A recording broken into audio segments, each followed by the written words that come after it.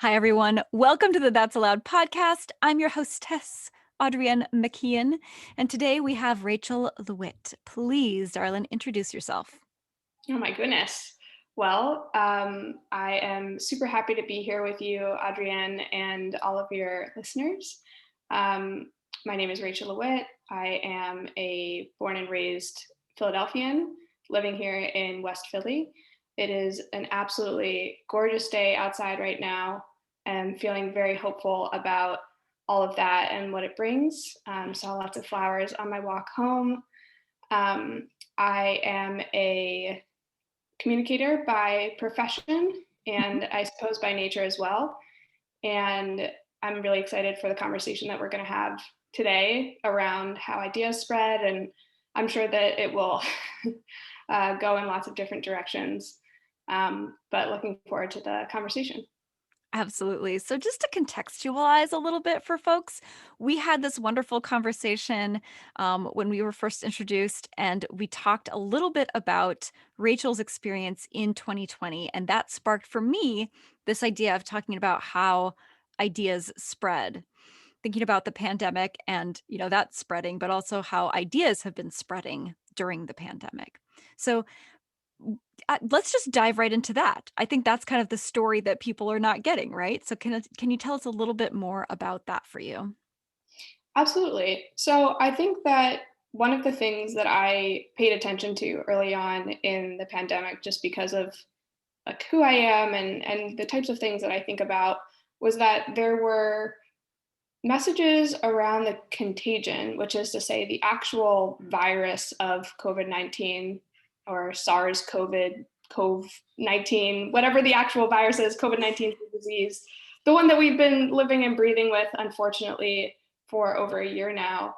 And I was paying attention to the fact that there, at the same time that there was information about the virus itself was spreading, and the information was spreading too.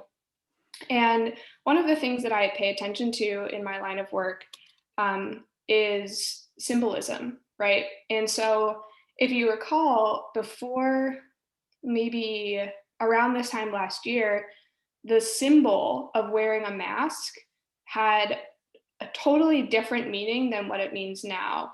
Now that it's been blessed by the CDC, now that it's been adopted in a widespread way, people who wear masks today, depending on what political persuasion you have, tend to be people who believe that the virus is real. And so they've taken the same advice as social distancing and not touching surfaces when that was a thing. And so mask wearers are this symbol of people who believe in the virus. But at the beginning of the pandemic, that was not the case. And people who were wearing masks were thought to be sick.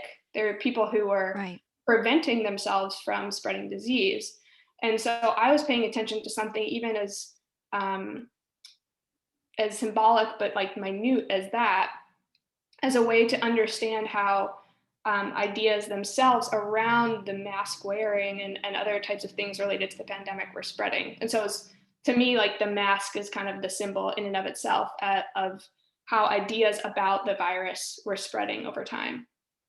That is so interesting. I have definitely noticed trends and changes in when people wear masks, why people wear masks, how people with masks are treated. That's another thing I've noticed. Totally.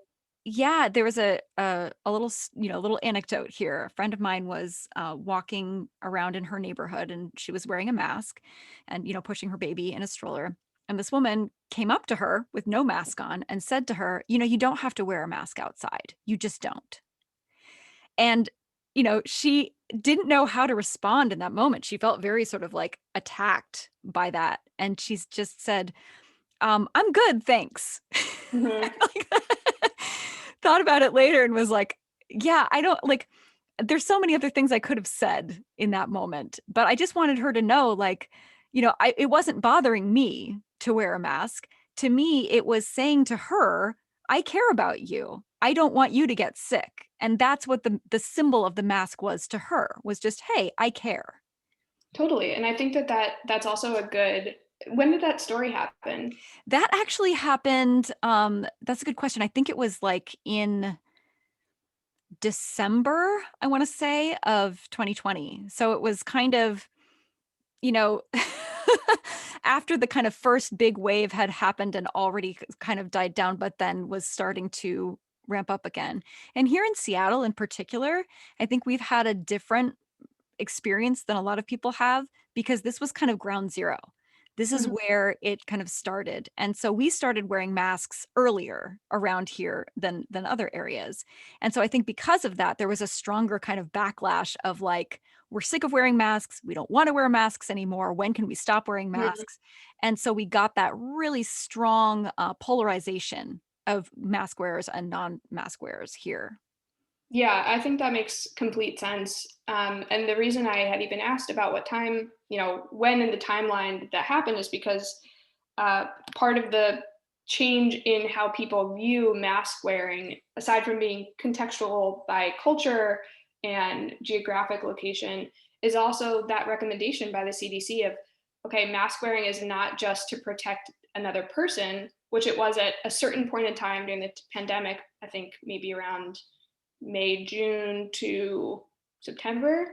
But then at some point, um, at some point, it changed, and it was also about protecting yourself. So Yeah. it's interesting hearing that the anecdote that you shared because it's also reflective of two different messages that both parties have. One party believes that you don't need to wear a mask outside, which I think in most cases is. I mean, I'm by no means a scientist, but I think a lot of people have adopted that um, perspective.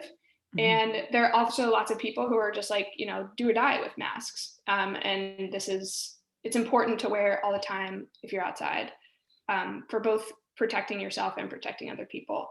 So yeah, I mean, I think it's fascinating kind of thinking about that one kernel of an idea and the way that it manifests, which is in this mask wearing, but two totally different sets of beliefs that both Yeah. people in that conversation have. Yeah, like she felt like she was doing something kind, and this woman felt like she was attacking her by wearing a mask, saying, "You need to be wearing a mask too." That was what the mask said to her, that it was an oppression, that like, I'm wearing a mask, and so therefore you should too, and you're a jerk because you're not wearing a mask.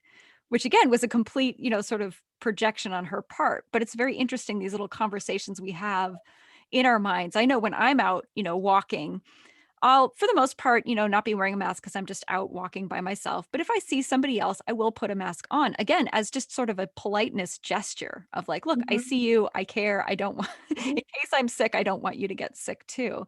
But it is interesting those weird little interactions that you have with people, especially outside, where the rules are a little bit fluid and Totally. different. Yeah. Yeah, and I'm sure we'll move on at some point from talking about mask wearing, but the symbol will change again, right? Like Yeah. earlier today, I was with a colleague and she was vaccinated. I'm not yet vaccinated, but I will get my first shot on Monday. Congratulations. And thank you. And so it felt safer to be maskless, still maintaining some distance with her, but on the same picnic blanket. And so two people not wearing masks together in public. 6 months ago, that would have meant that we were part of the same household, or maybe a year ago. But now it means something different because different parts of the population are at different status levels. And so that status level has like ramifications on how they can be perceived and operate in society. Absolutely. So tell us more about how where this got you thinking in terms of just the spread of information around the virus. Yeah, I mean, I think the idea of how ideas spread is really comes from the diffusion research. If you've ever heard of diffusion of innovation, there's I believe, a professor named Everett Rogers who in the 80s created a set of frameworks around the idea of diffusion. And if you've ever heard the language of like early adopters, laggards, that's really his work, along with some other folks.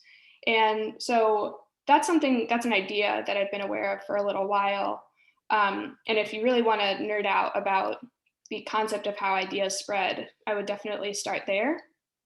But I think it's also an interesting moment. And this is sort of what I was alluding to at the beginning of, so we have these epidemiological models of how contagions spread. And that, I mean, I didn't study epidemiology, didn't have a good sense of, contact tracing or um, social distancing or not distancing and how that creates vectors and foments, viruses in the population. But I think that's all really helpful language. And those concepts can be exported into thinking about things that are helpful contagions, like experience, like knowledge, like ideas. And so I think about something like a podcast also, which is a way of spreading ideas, right? Like this all started because you were interested in spreading the idea of stories that were untold. And I guess, separate from the pandemic, it's fascinating thinking about how an idea takes root. And to use a different metaphor, like around, nature and germination, like how it blossoms and how it spreads and seeds itself.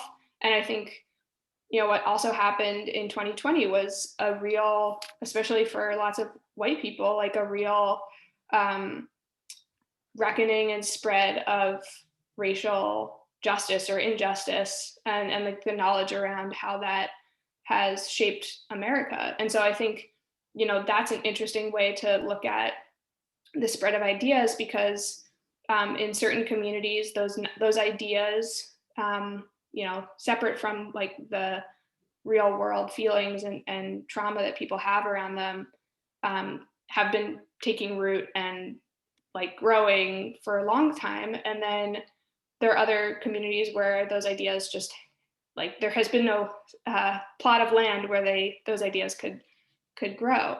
So I think it's also interesting just thinking about those models and those metaphors for talking about the spread of ideas just in lots of different contexts, in terms of like how we evolve as a species, how we evolve as people, how we evolve as citizens, because it's always going to be like ideas are spreading all the time. I think the sort of missing ingredient often is personal experience with something. You know, these ideas of, racial injustice had taken root in those communities because, of course, they were experiencing this day in and day out.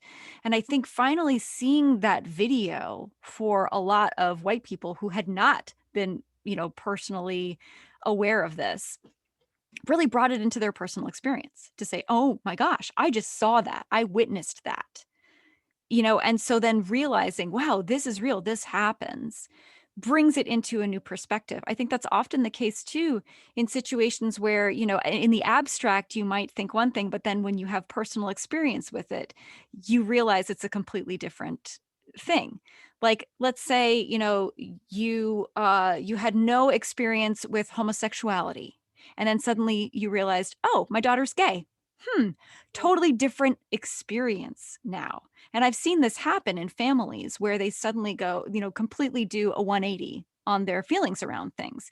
Because when you have that personal experience with something, it gives you not just a whole new perspective, but a whole new, I don't know, way to take root. In, Mm. does that make sense? Yeah, absolutely. I mean, it's like you're looking at the garden or you're living there, right? Right, exactly. And I think that's true of so many things. Like it's it's like going to another country for the first time, right? You can only understand what it's like to, if you're at least an English speaking person, English speaking American, Yeah. go to another country and be immersed in a language that's not yours and be immediately uncomfortable, um, recognizing that you can't get away with your English because not everyone speaks English, um, or that you might not know what different foods are, or that you might not recognize songs on the radio. So many Or you different. or you might make a terrible cultural faux pas and not even realize it. And there's just no describing what it's like to be in the front seat of that experience. And you can you can read books, you can watch movies, but there's nothing like, yeah, personal, like lived experience to understand what it's like to be uncomfortable in this case, or anything else. Yeah, to create that kind of humility. I think a lot of people had that same reckoning as well with COVID, that at the very beginning, there was a lot of sort of questioning of like, is this really real? Is this really happening? What really is this? And then people started having personal experiences with it. People they knew were getting it. People that, they looked up to were getting it. Personally, they were getting it and going, whoa, this is not what I had heard at all. Yeah, and it's interesting thinking about the personal experience aspect, because I think that there are probably three buckets of people when it comes to COVID. There are people who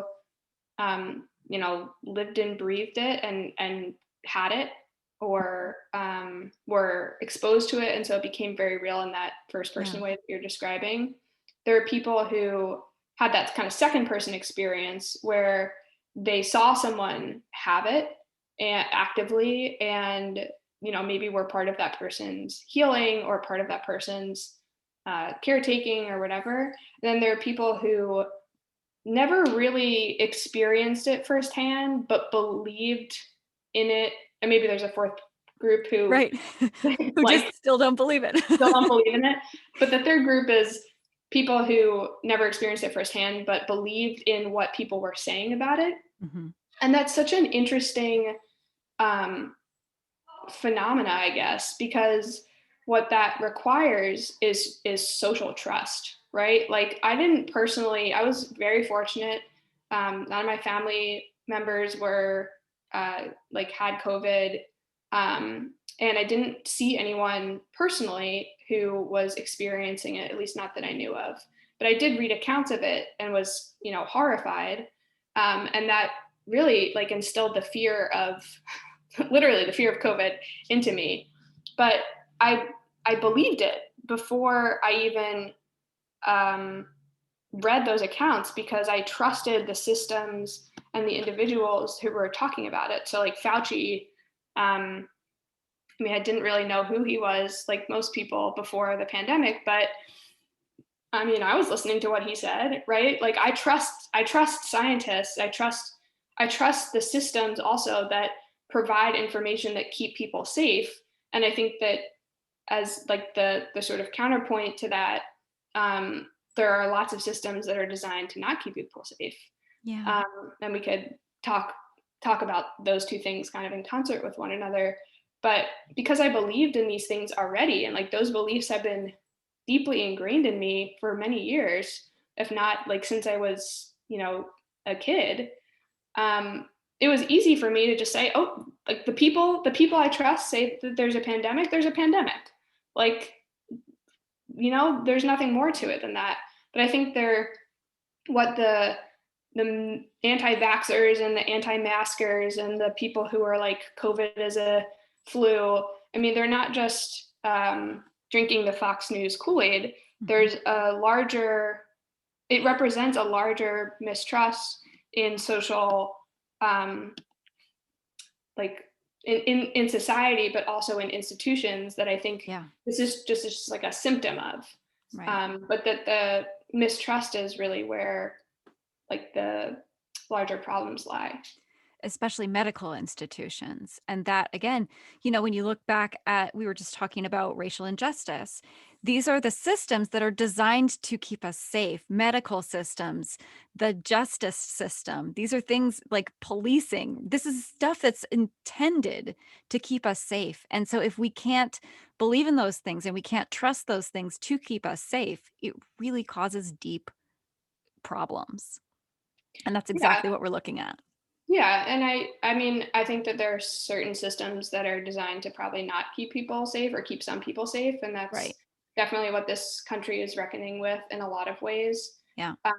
But when it comes to the medical establishment, or like the healthcare industry slash institution, or like the NIH in particular, like I think that there's a lot of reason to trust that institution, but I can also understand people who mistrust the government in general, Yeah. on both sides of the aisle, right? Like you hear extreme right wing people and extreme left wing people, and they often sound very similar in some Yeah. ways.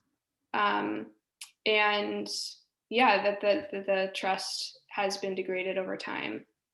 And they're interesting, like barometers. There are people who track trust in government, trust in industry, trust in business, et cetera, over time. I think Edelman is like one of the groups that has like a trust barometer. And so you can even see how that does um, change over time if it's like something that you're really fascinated by. Yeah. How does mistrust spread? That's another interesting question. How do we build trust, and then how does mistrust spread? Yeah, that's a great question. Well, I think that so I just got a puppy, new to this Oh. world, new to me. She is 3.5 months old, and I've definitely learned a lot about trust with this dog. And I don't think that people are that dissimilar as much as we like to think of ourselves as complicated creatures. Um, there's definitely some foundational, elements of trust that I think are true probably for all mammals, if not all creatures of higher or moderately high intelligence. But I think trust is really about consistency, right? And reliability. Like say that you do or do what you say what you do, and make sure that people um, see that, right? It's like if you say that you're going to do something, do it. Like if you say that you're going to pick someone up at 5 o'clock, be there at 5 o'clock. Be there at 4:45, 4:55, even better. Um, if you say that you're going to follow up, do it. I think there are also things that are kind of more interpersonal that can contribute to trust. Um, I think that when it comes to how trust spreads, that's an interesting question I'm going to circle back on. But I think mistrust can spread um, for it's kind of like a mirror image, right? Inconsistency, lack of clarity, lack of words matching action. I think that's a really big one. Um, Especially, we were talking a little bit earlier about the idea of like what you can see right in front of you and what's part of your personal experience. And I'm reminded of this uh, talk that I saw a long time ago between Bill Nye, aka Bill Nye the Science Guy, and Ken Ham, who's like a creationist. And they were each trying to prove, I believe, their own perspective, evolution versus creationism. And it Mhm. was a really fascinating conversation because here you have these two people who believe very strongly in their own systems of thought. And I'm not sure that Bill Nye won.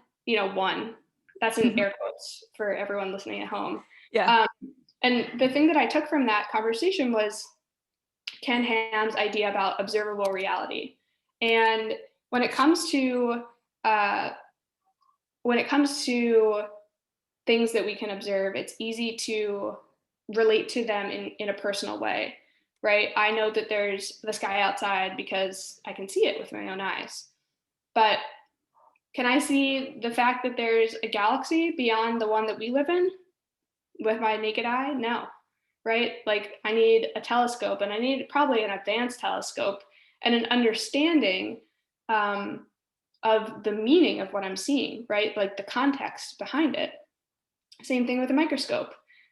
Like I understand because I trust in science that germs exist. Have I ever seen germs? No. Like I trust in the models, right? I haven't proven these things outright time after time in my own life. Like I'm exporting a lot of my trust in other people because I just don't have time or effort or energy or frankly desire to like tackle all of those things by myself. But if you don't, and if you believe in if you don't believe in science and you believe something else, then like what your naked eye and what your personal experience shows is like all you have, right? So I think there's also that interesting kind of element of this where it's like trust is created by what you know and what you see, and that's why the consistency is really important. And mistrust, I think, is sometimes like the absence of what you know and what you see, and um, and the way that you can try to make sense of that chaos or that emptiness. And I think that's and not having the consistency over time is when those rumors and those that like fear mongering and your own interpretation of the data can really um, also blossom. And so that's where like conspiracy theories and people who yeah, just conspiracy theories in general, that's where that really lives, is just like already eroded social trust and then a vacuum of information or communication or a narrative around what's actually happening. Yeah, it's very compelling to have, doubt in those moments. Like, Mm, it's so when we I think you really put it in perspective there of there when there's a vacuum, I think what we do is we fill it with the most interesting story or mm, uh, uh, the story that fits best with our belief system, right? You got into some really interesting territory there of talking about, well, I still trust even if I haven't seen, all the evidence or I don't have specific evidence for this. And that kind of gets into faith, doesn't it? That you kind of start to have faith in something if you have enough trust in it over time, which has been demonstrated. yeah, that's an interesting word to call out in the context of a conversation that theoretically was about science, but really science and faith or science and art, whatever duality you want to draw with science, I think it's really about just trying to interpret the world, right? And Yeah. like with science, there's a method to it. With faith, there's also a method to it. It's a different method. With art, who knows if there's a method? It seems like yes, yes, probably lots of creators would say there's a method. Um, perhaps you included. Um, Creativity is I mean, I think it's beautiful in its messiness, and that's part of why we love that process is because it is so open to, idiosyncratic interpretation. But yes, I do think there's a method, and I think that part of that method is faith and is trusting that inspiration will come if you keep doing the work and you keep showing up. yeah, I mean, I think the way that you're describing faith, at least right there, is also hope, right? I Yeah. think, and those two are, they're kissing cousins in lots of ways. But I think that faith is it's different, right? It's the belief that something will happen. Hope is the belief that something good will happen, or maybe a particular outcome. But faith is you're exporting your trust onto something else. And I think that for lots of people who are, people of faith, that can be very comforting in the way that it's comforting for for a child to have a parent, for a dog to have a master. Yeah. I think it's comforting to um, export some of your decision making, export some of the logic, export some of the energy into living life to something else. And I think that's why we have faith, that's why we have models, that's why we have frameworks. It's all a way of concentrating what is an enormous amount of decisions that the average human has to make every day into, like I know if I follow these rules that something good will happen, as you said. I know that if I brush my teeth every day, that it's going to help prevent dental issues down the line, gum Right. disease. And I think there's, but like it goes back to the like, but how question, and it's like, but because the people said so, right? The smart people who spent their time and all their effort when they were young, learning how to prevent bad outcomes on behalf of a lot of people. They are the people who said, do this.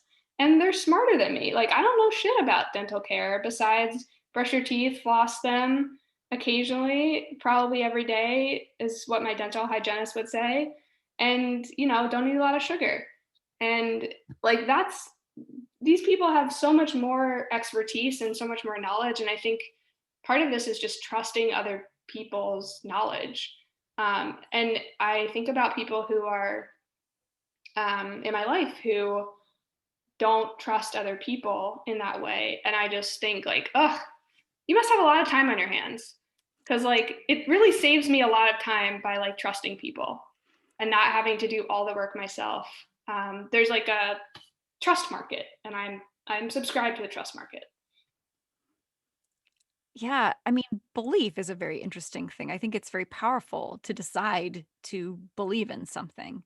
And I've sort of come to the conclusion over time that, like, well, if my belief is powerful, then why not just believe, in the thing that like feels good in my soul? But then you have that question of like, if there's evidence that seems to be supporting both sides, right? How do you make that decision? Do you say, well, this is what I want to be true, and therefore I'm going to choose to, believe this? Or, well, this is what everyone around me believes, and so this is probably what's more likely. It's a difficult decision to make, right? And I think it's very tempting to, like I said, come up with the most salacious or incredible or sort of magical, mystical story that we can and project it onto things rather than just look at, well, it's probably this very pedestrian explanation. Yeah, and I think that we're also kind of conditioned to have these like fantastical explanations for things because of like I feel like a little bit of a Debbie Downer saying this, but just like because of TV and the media, right? Like Yeah. everything super sensationalized, but like science, tells us that like parsimony, right? Like the simplest explanation is often the the right one. And Yeah. but I think that people create rumors and people create stories for themselves out of all sorts of things. And I think almost all beliefs probably come from like just because of the nature of what they are, they come from things that are not proven, not Yeah. evidence based, right? Like I believe that people are good, but there's lots of evidence to the contrary. And there are lots of horrible people in the world, Well, unfortunately. personally, I think that to think of people as good or bad is kind of a misunderstanding of, humanity and the concepts of good and bad. I think everyone's capable of great good and great evil, and really our perspective on what is good and what Mhm. is evil is very based on our circumstances and the filters that we're looking through as well. But that's a whole other conversation. No, I think you're right, and I think there's a lot of nuance there. And not everything should be or can be broken down into good or bad or right or wrong or Yeah. just or unjust.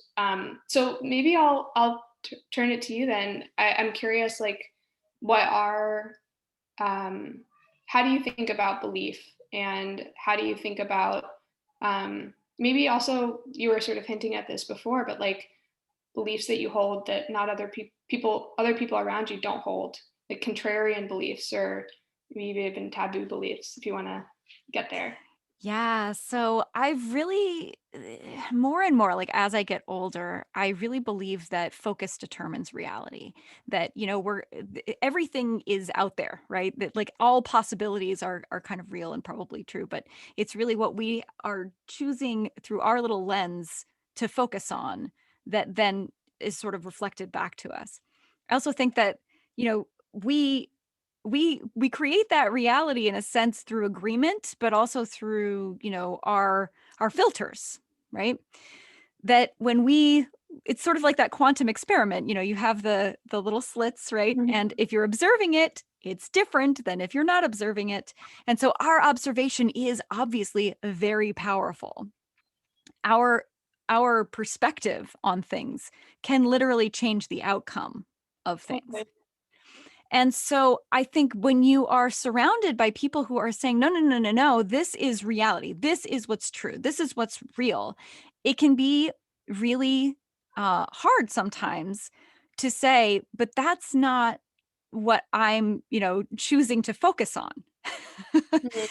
And making that choice can be really disruptive, actually.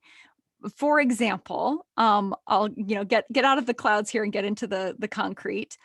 Um, it was a really big leap of faith on my part when I decided not to go back to a 9 to 5 job and to create, a business for myself. And a lot of the people around me in my life were like, what are you doing? Like, this is completely irresponsible. This is insane. You're putting your family at risk. You're putting yourself at risk. Like, the consequences of this are just too big for you to handle. Mm, And and so the decision to say, I don't think that's true. I actually think that anything's possible. And I actually think that I'm capable of much more than you probably think. And that, yes, it's going to be difficult and there is going to be a transition period, but that this is going to balance out and I'm going to create something here that I'm excited about. Um, though those that lost me some relationships, that have not fully recovered. I will say. And over time, yes, I have sort of proven that I can do this and it's okay. I'm not going to die in the street. I'm finding ways to support myself, and it's supporting me now on so many different levels. Not just that financial level, but also in finding meaning for myself and creating something that I'm actually, I think would not be there in the world if I weren't creating it, you know? And so, I guess the bottom line is, I think there are times to listen to, the social contract and to agree and say, yes, okay, everybody agrees that this thing is dangerous and we need to kind of band together and, keep ourselves safe from this very real danger. I think there are other times when people will tell you, this thing's really dangerous. It's really scary. You need to be afraid of it.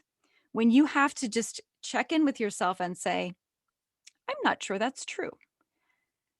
I think I actually need to go toward my fear mm. instead of away from it to get the lesson from this thing. And it can be very difficult to sort through which is which. And there's a third category, which is things that no one tells you are dangerous and that are. Right. Right. In fact, people will tell you it's very important. Yeah, you got to do it. This is good. Everyone does it. Everyone does it. I did it, therefore you must. Right. Right. Yeah. Well, I love hearing a little bit about your story, and I feel like for all the haters out there, you know, like you'll have the last laugh. You probably already have had many last laughs. Yeah, and I think, when I think about the haters too, it's like, well, I get to create what I want to create and they get to create what they want to create. So if I'm a bad guy in their reality, okay, that's what they need. They need me to play a villain in their story. So, okay, I can do that. It doesn't actually change fundamentally who I am or what I'm worth. So like, cool.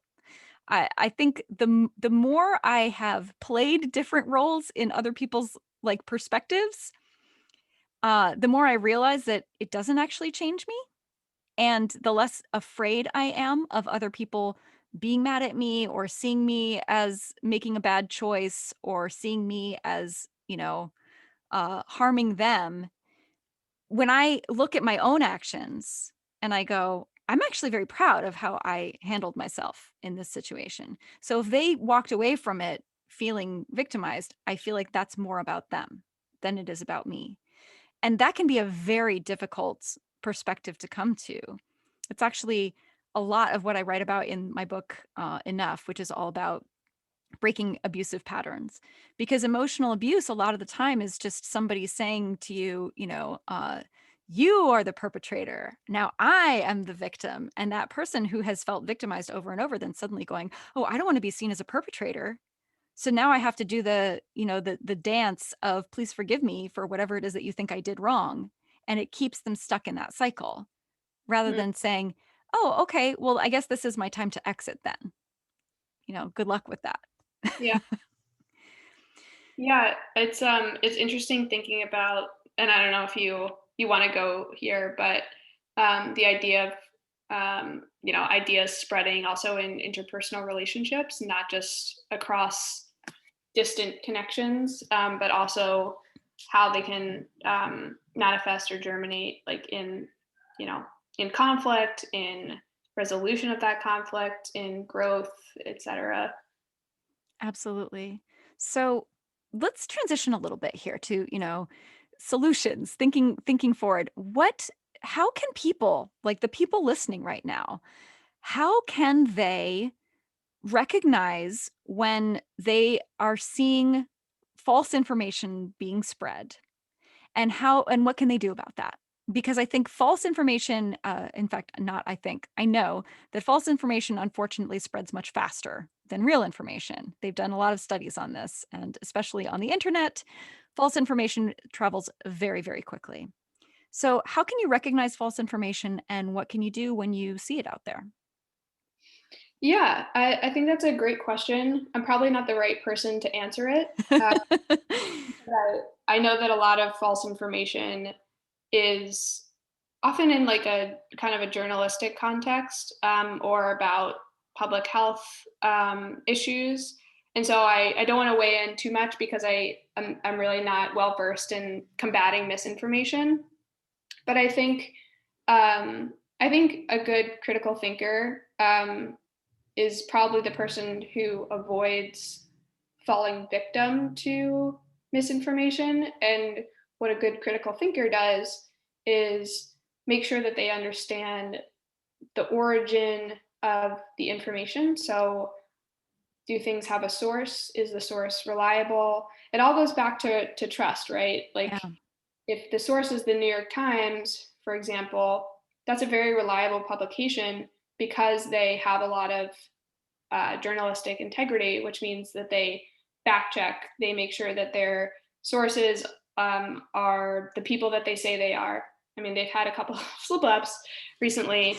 And so that if they keep doing that, that'll definitely degrade their credibility as a source of journalism. But they're doing their research. that said, but then they did come out and say this was a mistake. We They did. apologize. They owned up to it, and that's an Right. important aspect of it. So I'm Yeah. glad you mentioned that. Yeah. Um, but they're doing their research too. So it's kind of like, is this if the source is reliable? And so I guess the easiest thing to me is like just read reliable sources of information. Like your aunt Linda or your uncle Bob, like what they write on Facebook from their friend is maybe not the most reliable piece of information unless it's like a first-hand account. And even then, if it's like completely ludicrous, like maybe take it with a grain of salt. But I mean, science, like journalism, is all about tracing the origin and all about reporting the truth. And so I think that a good consumer, or a critical thinker, or a good consumer of information is going to be pursuing the truth. And sometimes the truth isn't what gets reported. And sometimes like the narrative becomes more important than the truth that underlies it. But that happens, I think, in life as well. And so yeah, if there's any takeaway, it's like just have reliable sources of information. Question and doubt. You used the word doubt earlier, Yeah. Do and your I own want research. to do your own research. It's kind of like to kind of wrap up some of the themes of our conversation earlier. Like, if you can, if you trust the people to have done their job, that saves you time, and it saves you effort and energy.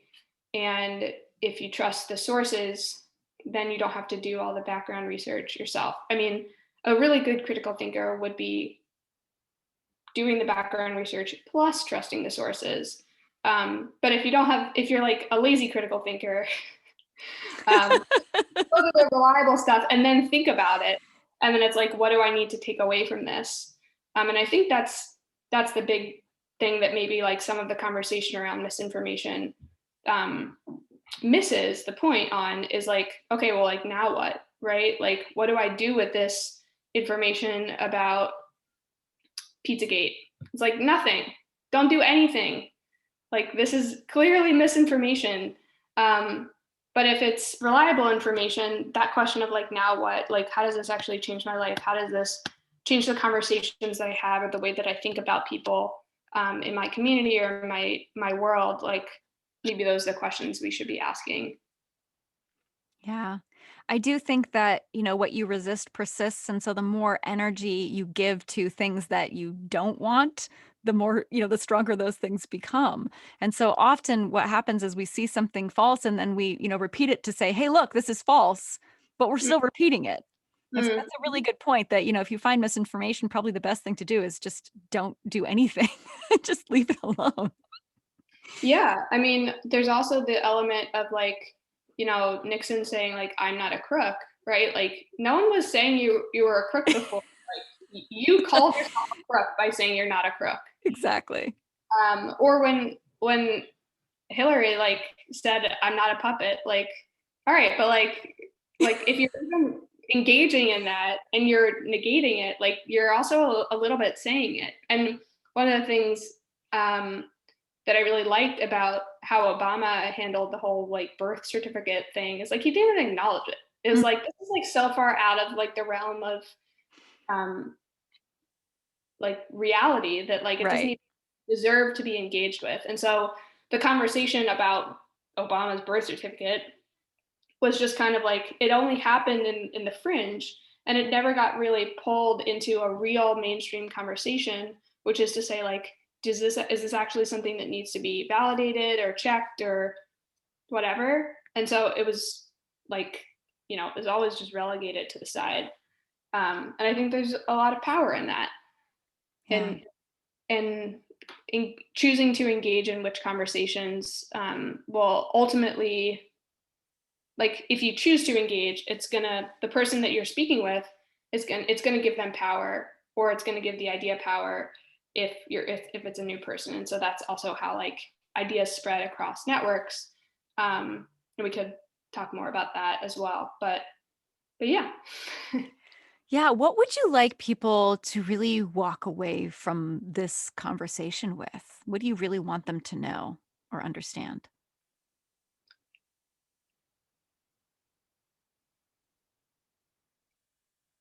We often think about how the role of media, for example, in how ideas spread, whether they're negative ones or misinformation full ones, or positive ones, either stories or knowledge or innovations.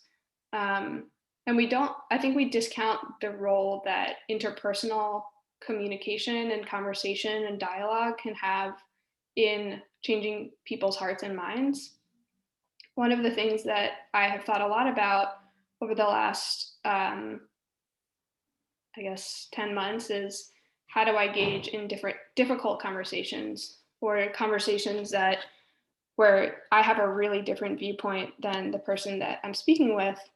And I guess, for the listeners, like there are ways you can do it, right? Like ideas take time to spread. They take time to root and to germinate and to seed and grow and blossom and then spread um, on their own. But I think it's always if like you really believe in something um, and you find that other people do too, that you like go for it, right? Like like I mean this all happened, even me being on this podcast is because you a long time ago had the idea to have a podcast, and then you had the idea to join like a social network that we just happened to meet on, and I had that same idea a while back, but it was also based on the fact that we both probably believe deeply in the power of connection.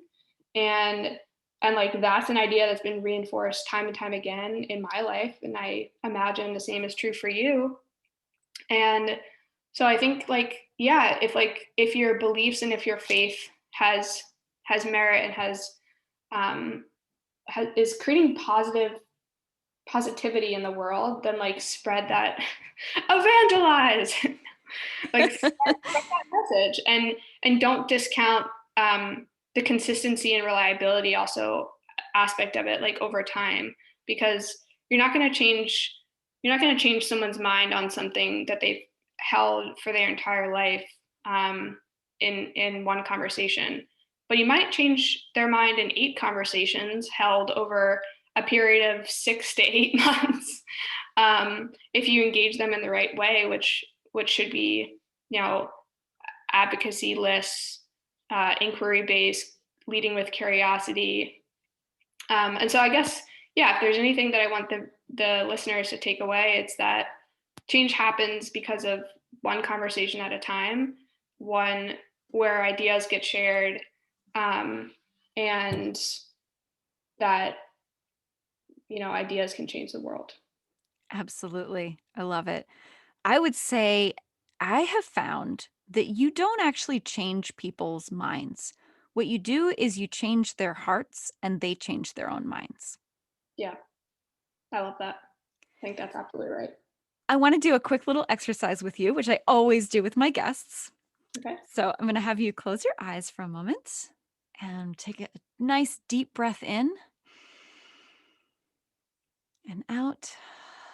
And as you breathe in this time, I want you to see colored light come into your body. What color was the light?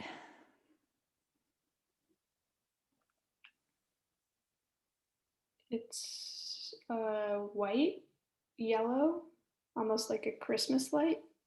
That's nice. Breathe that again. Breathe that again. That's nice. It feels warm. I like that. So Yeah, sort now, of sunshiny. yes, sunshine. Let's breathe it in one more time. I love it. Sunshine breath.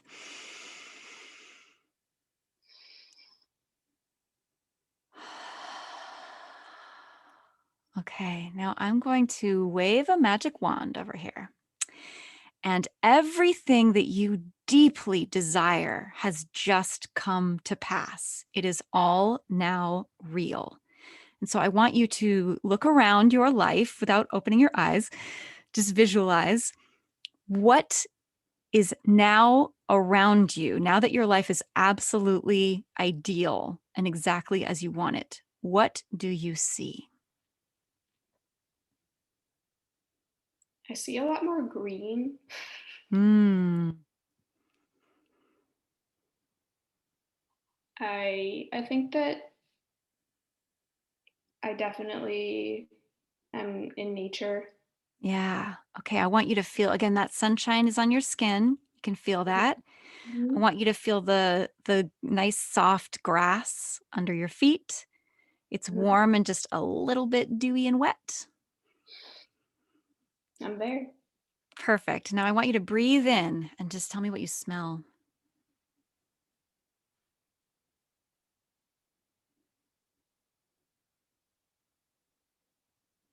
A little bit of dirt, Mhm. Mhm. uh, of flower, like flowery smells, floral, Beautiful. floral notes. Yes. And this is such a great time to smell those floral smells. So I bet those are fresh in your memory. So I want you to take a little walk and you're going to come down to a place where you just feel like, oh, this is beautiful. And I just want to stop and enjoy this for a moment and tell me where you've come to. I'm in a meadow. Hmm. There's wheat or a wheat-like plant with Hmm. a tufty head that's kind of glowing in the sunshine. And there's a narrow path that loops its way through the wheat or wheat-like plant. Yeah. So I want you to grab a little grain of, the wheat berries there and put it in your mouth and chew on it and taste that kind of hearty, nourishing flavor of it for a moment. And just really feel that it is giving your body absolutely everything it needs. That you don't need anything more than what you have here in this moment. That is enough for you. And how does that feel? Peaceful. Mhm. Good. I want you to continue on, and something just unexpectedly delightful occurs. What is it? A butterfly appears, Tell me and about it's the butterfly. frolicking with some of the other butterflies. And I'm describing a child's fairy tale It's beautiful. It's beautiful. Please don't judge your ideal world as it's being as built. it's being built.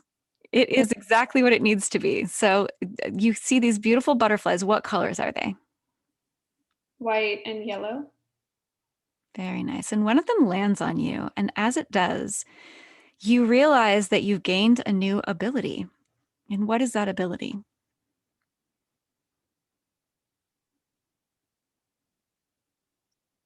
I suppose it's that I can talk to animals, All right.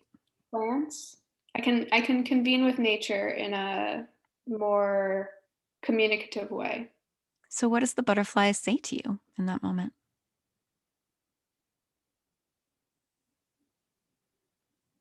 It's not saying anything. Do you want to say anything to the butterfly?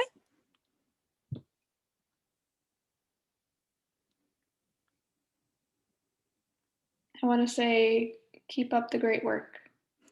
We need you. I love it. I love it. All right. And you can open your eyes. Thank you for coming on that little journey with me. Likewise. Yeah, I always love that exercise because it's so interesting what people see, and it's often not what they expect to see at all. Yeah. Yeah. So that's something that it's just a little gift that I leave you with that you can anytime access that space within yourself. That perfect world is always in there waiting for you anytime you need it. Thank you. You're welcome. All right. Where can the people at home find you? On Pine Street. Don't come to my house. They can find me on Instagram and LinkedIn, and maybe I'll give you just the details there. Yeah. What's your handle on Instagram? It's W3TBL4NK3T. Wow. You're going to have to write that for me. I'll give it to you afterwards. Fantastic. It's wet blanket in Ah, in Leeds. leet speak. You know it. All right. Out of Nice. the 90s. Fantastic. All right. Well, thank you so much for being here, Rachel. This was a really wonderful conversation. Well, thank you so much for having me. This was very delightful and such a fun way to um, just have like a really meaningful conversation. And I'm so glad that everyone who listens to the podcast is able to take part. Me too. And I'm so glad that we connected. Me too.